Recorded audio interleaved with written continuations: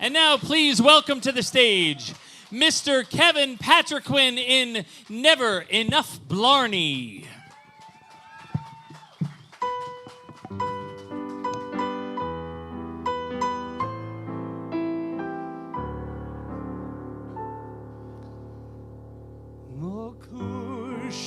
Makushla, I hear your voice calling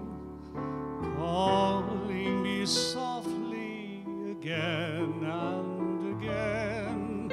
Makushla, I hear it still pleading. My blue-eyed Makushla, I hear it in vain.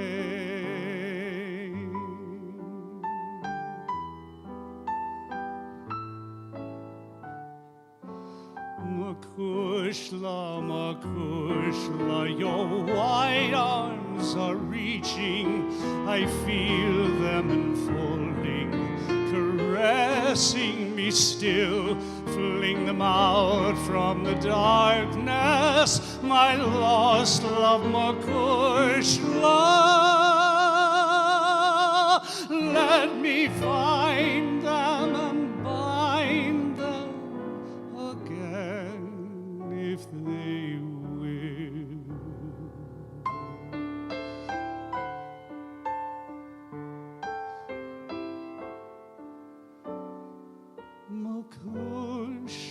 Makushla, your red lips are saying that death is a dream and love is for aye.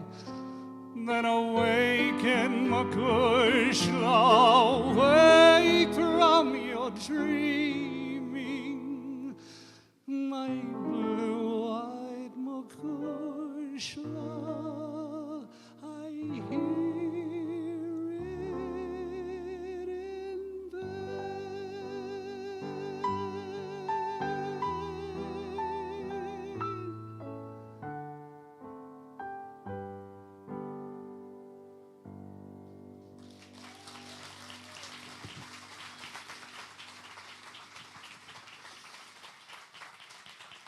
And now I'd like to do an introspective and depressing song.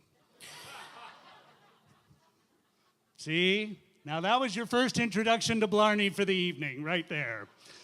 What is Blarney, you might ask? Well, some would say it's a flattering or wielding story, cajolery perhaps, but I like to believe that it's more of that twinkle in your eye, misleading or fun story, nonsense or even hooey even. Well, whatever you believe of Blarney, to me, there'll never be enough Blarney. And in my show, it's a fun and entertaining exploration of not just my Irish roots, but of the Irish-American immigrant story as well. Now, for most Americans, they believe that life is so serious, but never hopeless. For the Irish, we believe and we know that life is absolutely hopeless. We just never take it too seriously.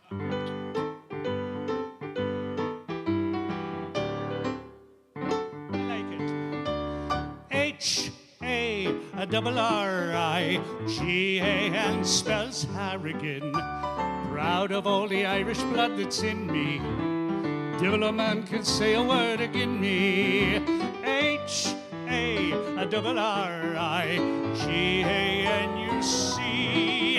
It's a name that no shame never has been connected with. Harrigan, that's me. Now on July 3rd, 1878, one of Broadway's most influential people was born. He was born into a family of Irish immigrants and vaudeville performers. He once said, as a dancer, I could never do more than 3 steps. As a composer, I never had much use for more than 4 or 5 notes. And as a playwright, well, all my plays were in 2 acts for the simple reason I could very rarely think of a reason for a third. And yet, after after only 10 years after making his Broadway debut, he owned and operated his own Broadway theater. And to this day, he's the only man to have a statue of himself right in the middle of Times Square. His name, George M. Cohan. I'm a Yankee Doodle dandy, a Yankee Doodle do or die. A real live nephew of my Uncle Sam, born on the 4th of July. I've got a Yankee Doodle sweetheart, she's my Yankee Doodle joy. A Yankee Doodle went to London just to ride a pony. I am that Yankee Doodle boy.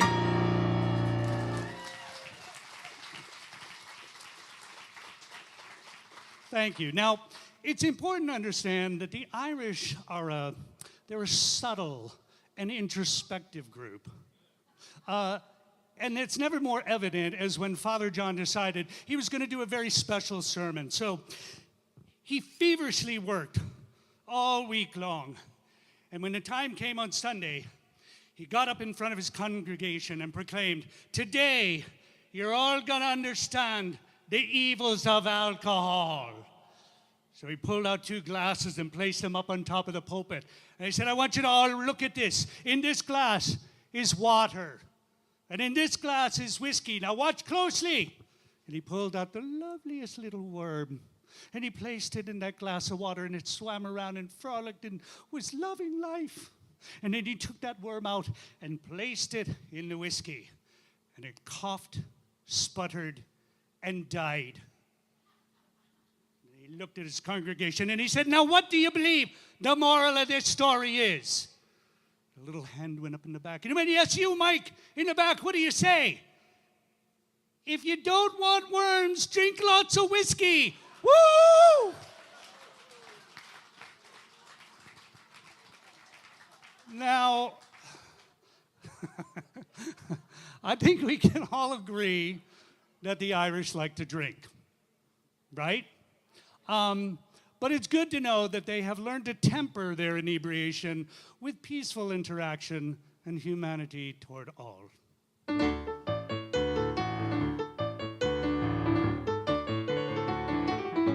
We're gonna fight and fight and fight and fight and drink and fight some more. When drinking's done, grab anyone and go and fight some more. So grab your friend and neighbors and punch him in the eye and raise another glass to sing the Dublin lullaby.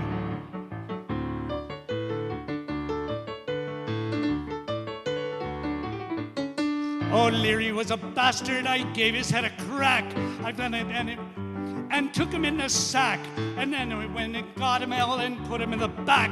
When Irish eyes are smiling, we'll punch them till they're black. We're gonna drink and fight and drink and fight and drink and fight some more. When drinking's done, grab anyone and go and fight some more. So grab your friends and neighbors and punch them in the eye and raise another glass to sing the Dublin lullaby.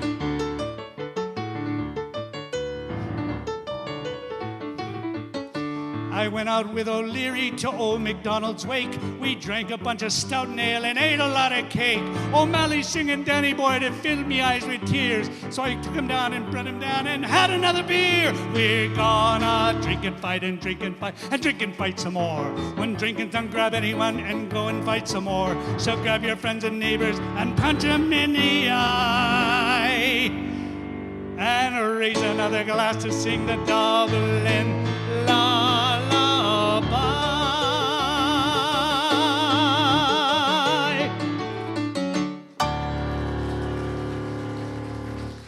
Woo!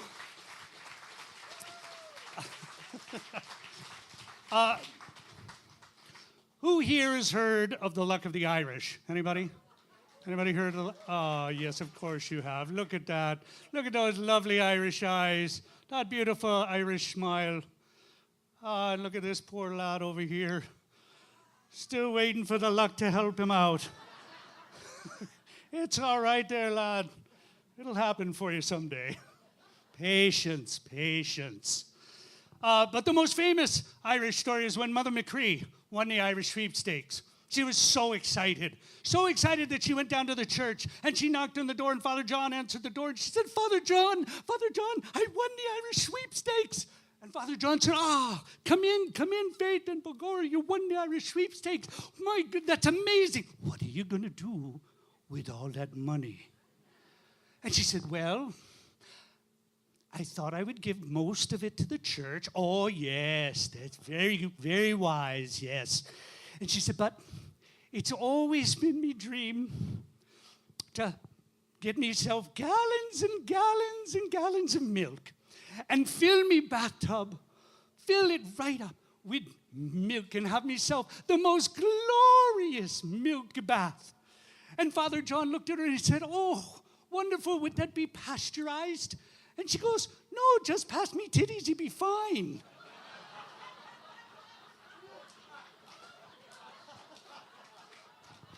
Listen to it grow, Philip, listen. It just kind of rolls to the back. Pasteurized.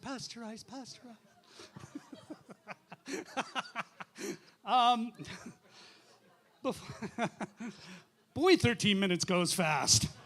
We're already at the end of this. Before I do my last number, I would like to say one last thing to everyone. May the road rise to meet you. May the wind be ever at your back. May the sun shine warm upon your face and the rain fall soft upon your fields. And until we meet again, may God hold you in the hollow of his hand.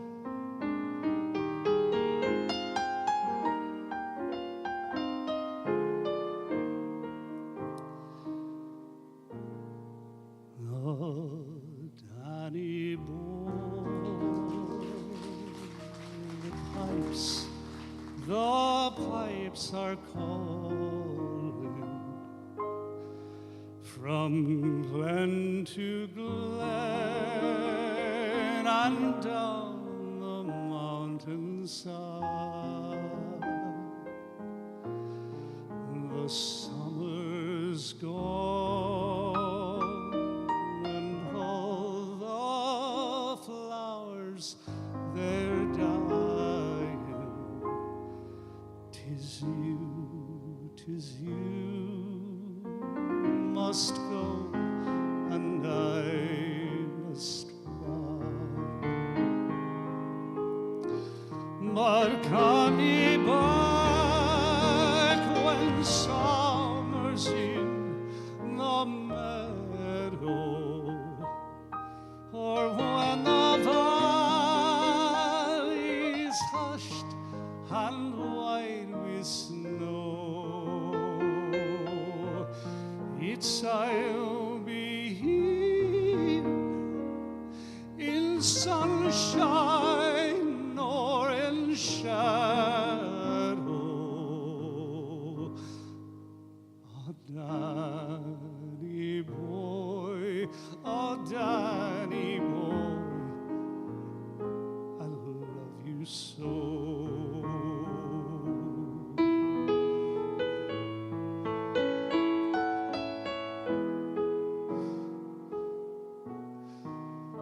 When ye come, and all the flowers they're dying, if I am dead, as dead I well may be, you'll come and find the place where I am lying, and kneel and say an Ave there for me. And I shall hear